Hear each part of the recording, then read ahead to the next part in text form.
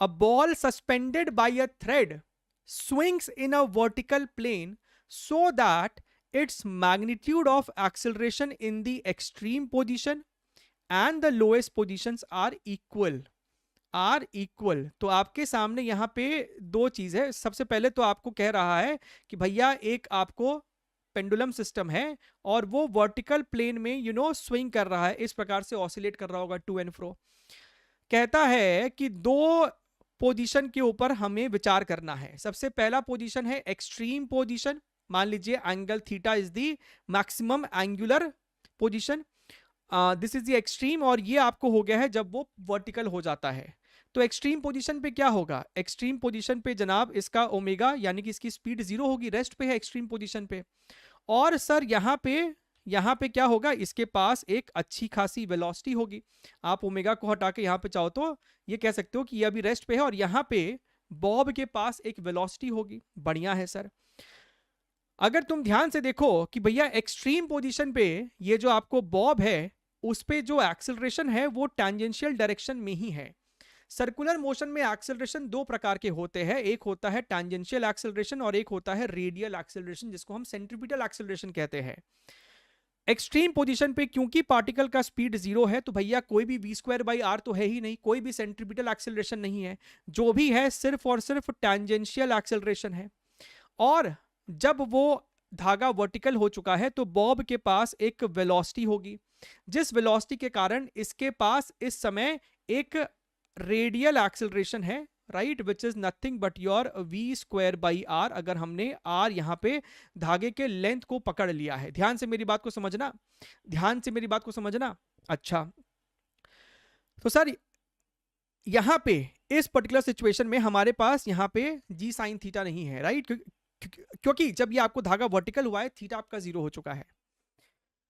तो sir what is the value of v over here? हमको v चाहिए रहेगा ना. तो आप ये इनिशियल कंडीशन है, ये फाइनल कंडीशन है, आप एनर्जी कंजर्वेशन का इस्तेमाल करके इस वेलोसिटी को पता कर सकते थे. तो भैया आपका जो बॉब है वो कितना हाइट नीचे गिरा है? वो ये h हाइट नीचे गिरा है and this h height is nothing but r minus r cos theta. दिख रहा है ना? ये वाली चीज कितनी है? ये वाली चीज सर r cos थीटा है, तो हाइट कितना हो जाएगा? r minus r cos theta. ये आपको हाइट लॉस हुआ है, तो आप क्या बोलोगे कि sir loss in potential energy is equal to gain in kinetic energy.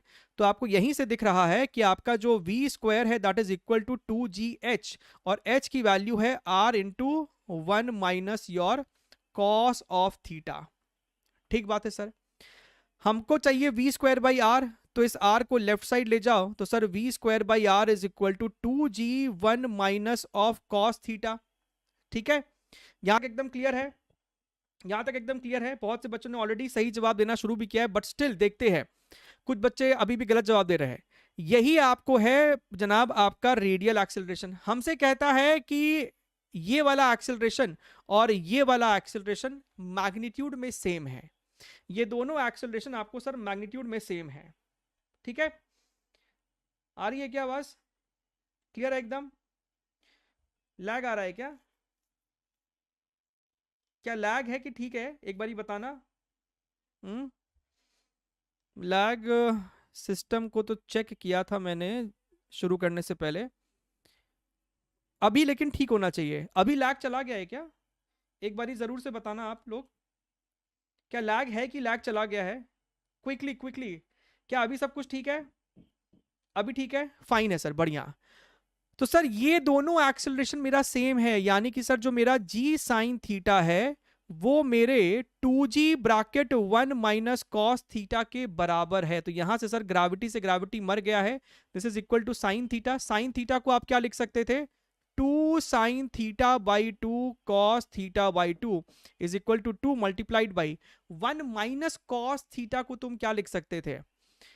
cos 2 theta is equal to your cos square theta minus sine square theta. हालांकि बच्चों को डायरेक्ट ट्रिग्नोमेट्रिक रिलेशन ये सब याद होते हैं, इन केस अगर आपको ध्यान में नहीं है तो आपको बस समझाया जा रहा है. This is equal to your 2 sine square theta. लेकिन अगर हाफ एंगल का इस्तेमाल करें तो आप यहां पे लिख सकते थे कि this is your cos theta is equal to 2 sine square theta by 2, यानी कि 1 माइनस cos थीटा को आप लिख सकते थे 2 साइन स्क्वायर थीटा बाई 2. तो यहाँ से आपका एक sign theta by to, sine theta by to मरेगा, 2 से 2 आपका यहाँ पे मर जाने वाला है। So 1/2 is equal to tan theta by two. So sir theta by two is equal to tan of inverse 1/2। तो सर यहां से अगर हम देखें तो 2 आपको राइट साइड चला जाएगा and this becomes option 2 as the correct one.